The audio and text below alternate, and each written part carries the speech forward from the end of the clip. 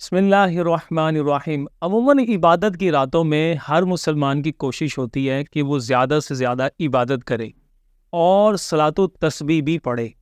صلاۃ التسبیح کا طریقہ بیان کرنے سے پہلے میرا مشورہ ہے کہ اگر آپ پر قضا نمازیں ہیں تو ان کو ادا کر لیا جائے۔ باقی صلاۃ التسبیح پڑھیں گے، اس کا بھی بہت زیادہ ثواب ہے۔ اس کا طریقہ یہ ہے کہ آپ تکبیر تحریمہ کہنے کے بعد اور ثنا پڑھنے کے بعد 15 مرتبہ یہ تسبیح پڑھیں، سبحان اللہ والحمد للہ ولا الہ الا اللہ واللہ اکبر۔ 15 مرتبہ یہ پڑھنی ہے۔ اس کے بعد سورہ فاتحہ اور سورت ملائیں۔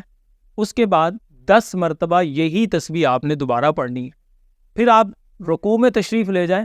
رکوع کی تسبیحات پڑھنے کے بعد 10 مرتبہ پھر یہی تسبیح پڑھنی ہے اور پھر قومے کے لیے کھڑے ہو جائیں، یعنی رکوع سے کھڑے ہونے کو قومہ کہتے ہیں۔ یہاں پر بھی آپ نے 10 مرتبہ یہ تسبیح پڑھنی ہے۔ اس کے بعد پہلے سجدے میں تشریف لے جائیں۔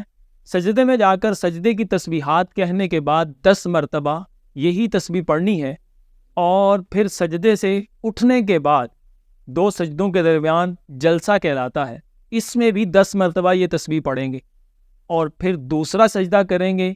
سجدے کی تسبیحات کے بعد پھر سبحان اللہ والحمد للہ ولا الہ الا اللہ واللہ اکبر 10 مرتبہ پڑھیں گے۔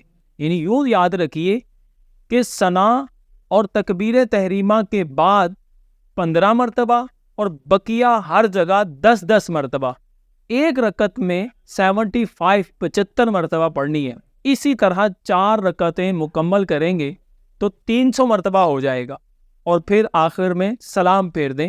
اللہ تعالی ہمیں نیکیاں کرنے کی توفیق عطا فرمائے۔